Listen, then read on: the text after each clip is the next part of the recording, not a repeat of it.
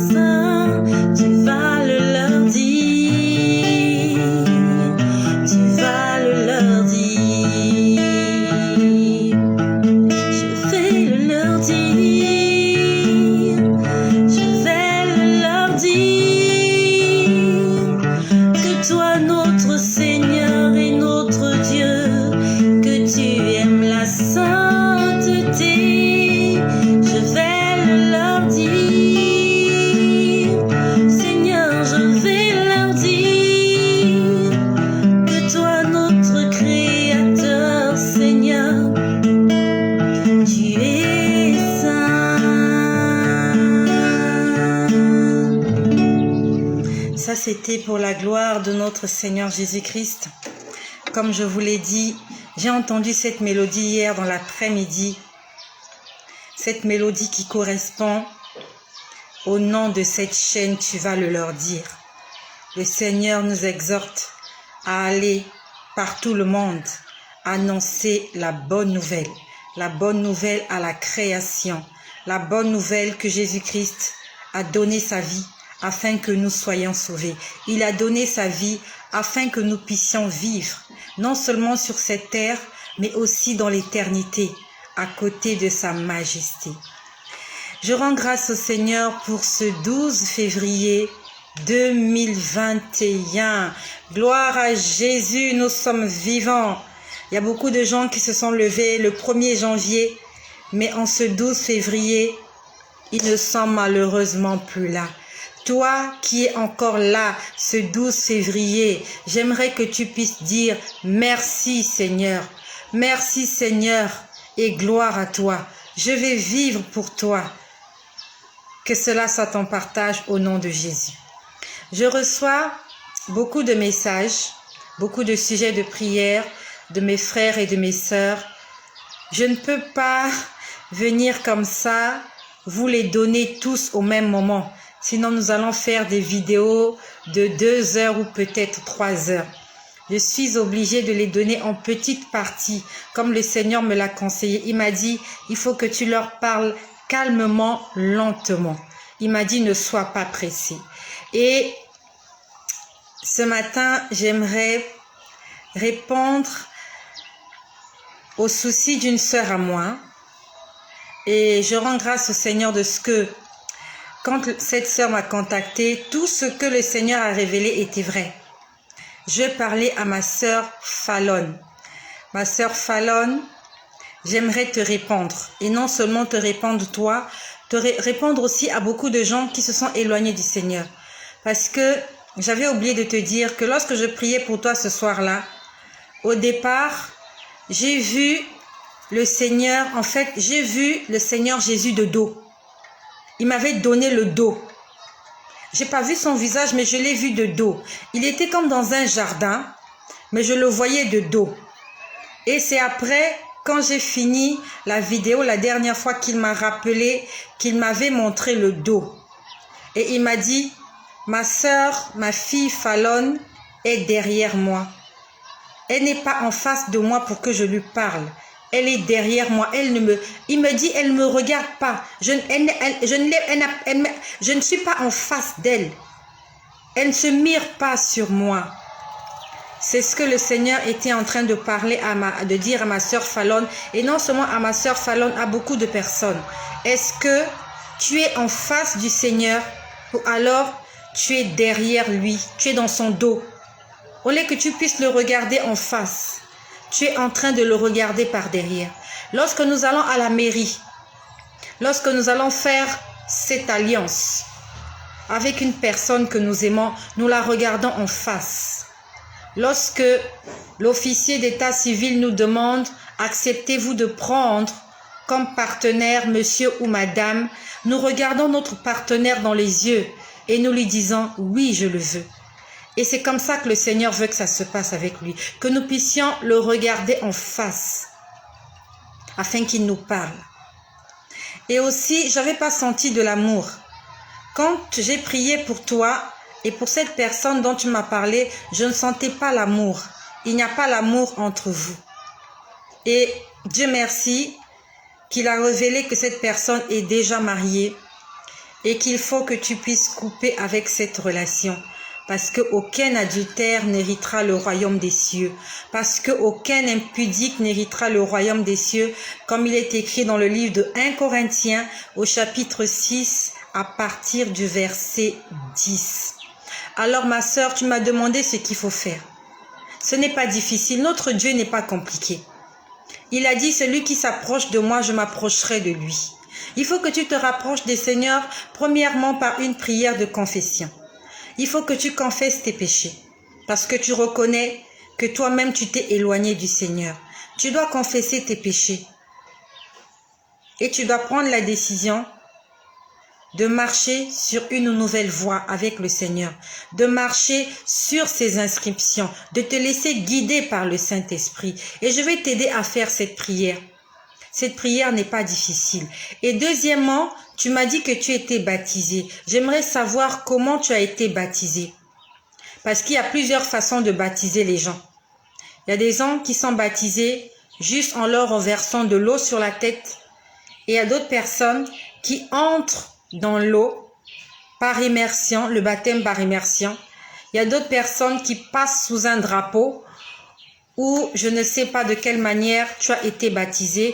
J'aimerais que tu me dises de quelle manière tu as été baptisé. Mais actuellement, je vais aussi prier. Je n'ai pas encore demandé au Seigneur. Je vais prier pour l'église que tu fréquentes. Je vais demander au Seigneur, est-ce que c'est une église agréée par le ciel ou alors c'est une église trompeuse? Et je reviendrai vers toi pour te donner cette réponse. Et pendant que je parle d'église, je pense aussi à ma sœur Akims. Voilà, je pense aussi à ma sœur Akims. Je crois que j'avais promis lui dire si l'église dans laquelle, si l'église qu'elle fréquentait était une église attitrée du Seigneur. Donc, je vais le mettre comme sujet de prière. J'ai beaucoup de sujets de prière. Donc, je vais demander au Seigneur de nous dire si les églises que vous fréquentez sont sous la direction du Saint-Esprit. Mais j'aimerais aider ma sœur Fallon à faire la paix avec son Dieu. Et non seulement ma sœur Fallon, avec plusieurs personnes qui se sont détournées des voies du Seigneur. Tu m'écoutes? Peut-être que tu sors avec un homme marié. Peut-être que tu as eu la proposition de mariage d'un homme marié. Le Seigneur est contre toutes ces choses-là. Il est contre l'adultère. Il est contre l'impudicité. Je vais t'inviter, ma sœur Fallon, à faire cette prière.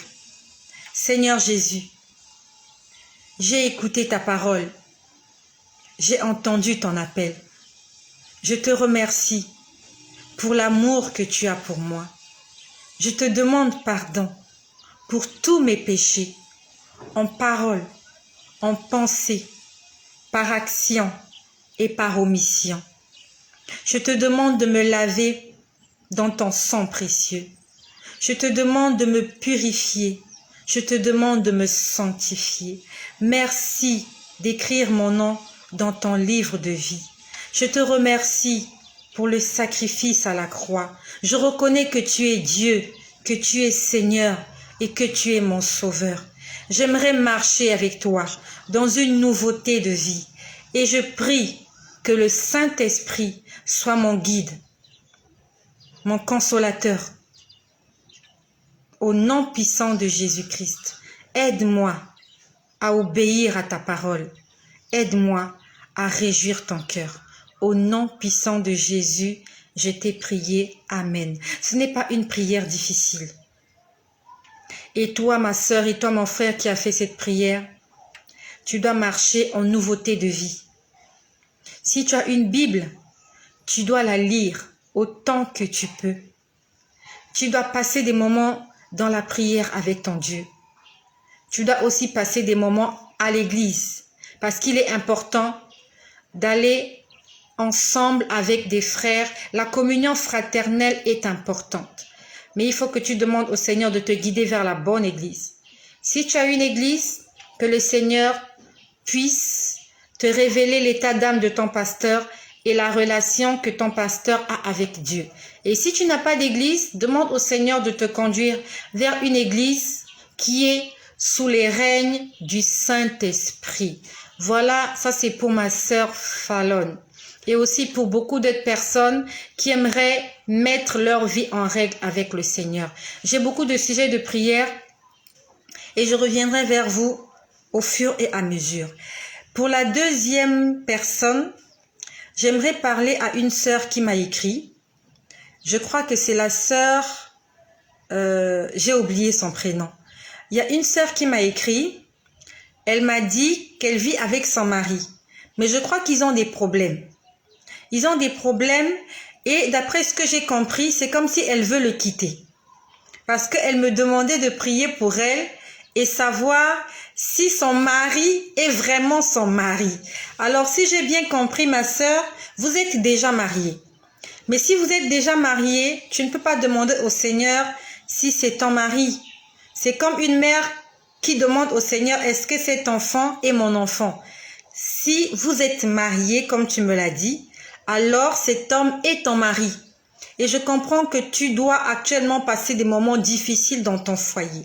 Mais j'aimerais te répondre avec la parole de Dieu, avec la Bible qui est notre référence, la Bible qui est notre guide.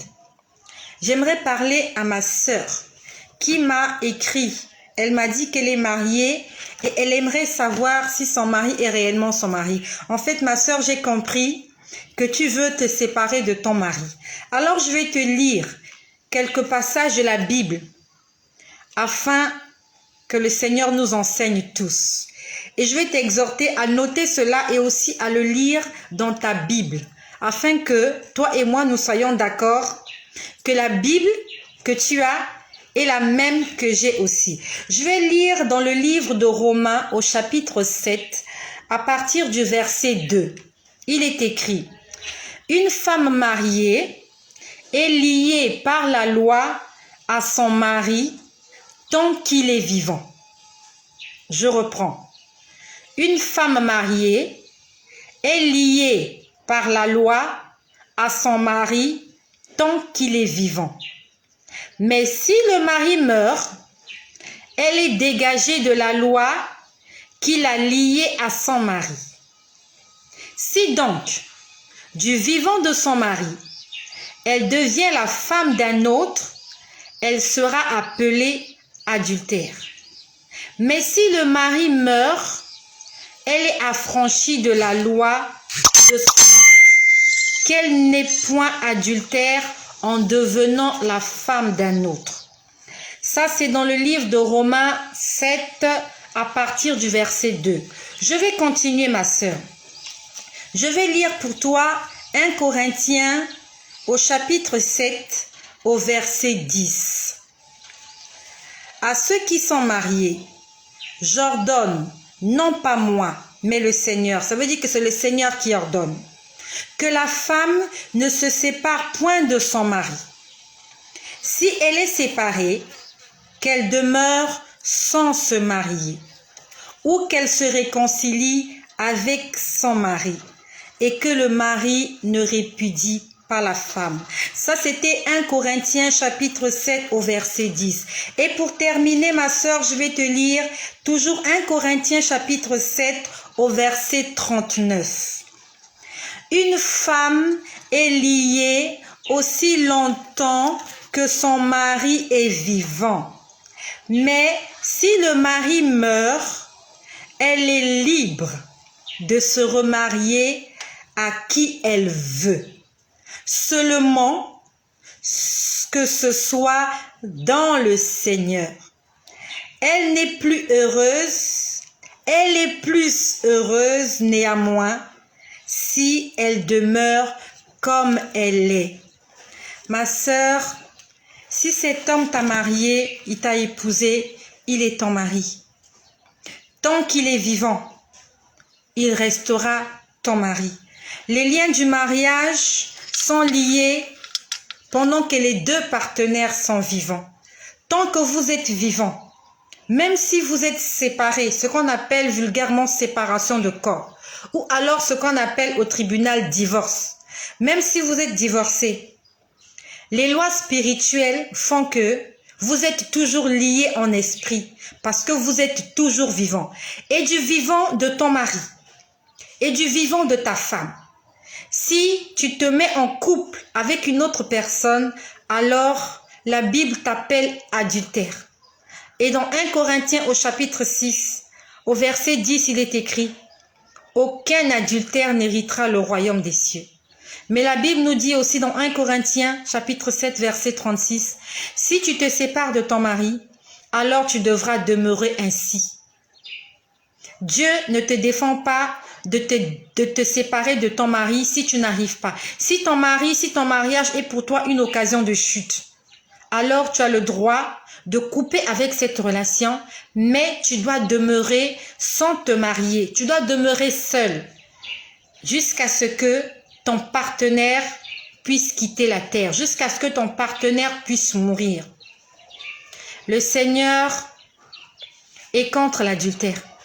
Le Seigneur est contre le divorce. Néanmoins, toi qui es marié, si tu as pris la décision de te séparer de ton partenaire, tu devras rester ainsi, seul, sans te remarier. Tant que ton partenaire est vivant, vous êtes liés en esprit.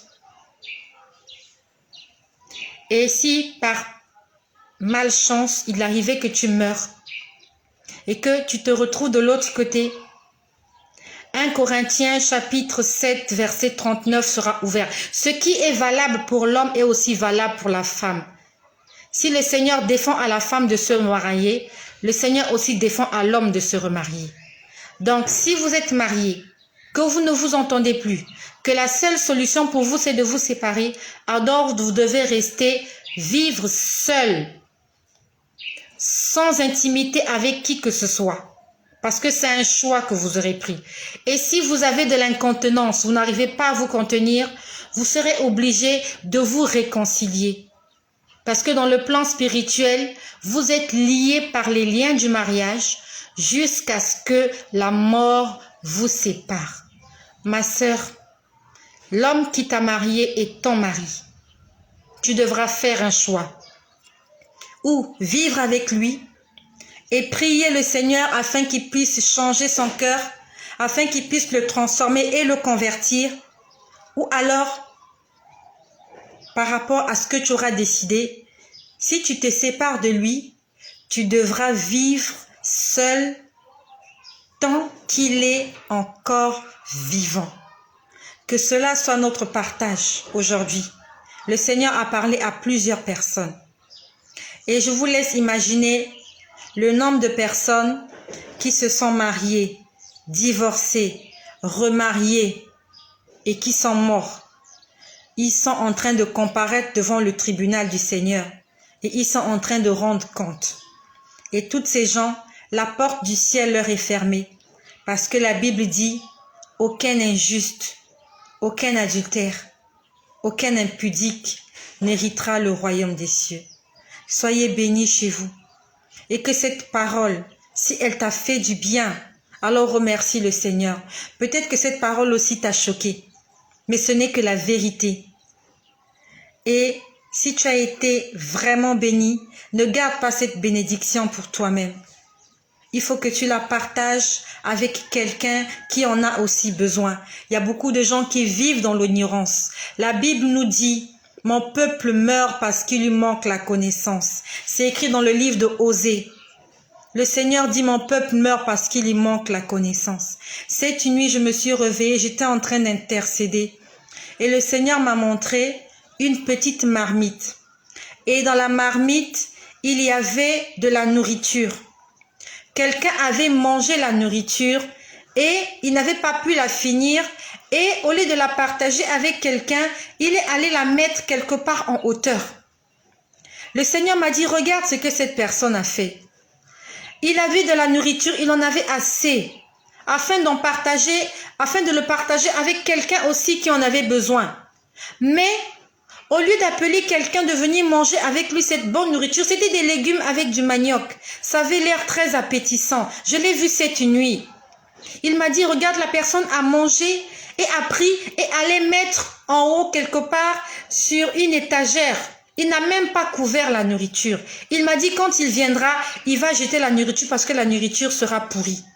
Il m'a dit, vous êtes nombreux comme ça. Vous avez de la nourriture, vous avez des bonnes choses. Mais au lieu de le partager avec les autres, vous le gardez pour vous-même. C'est de l'égoïsme. Lorsque tu fais l'anniversaire de ton enfant, tu invites les gens à la maison.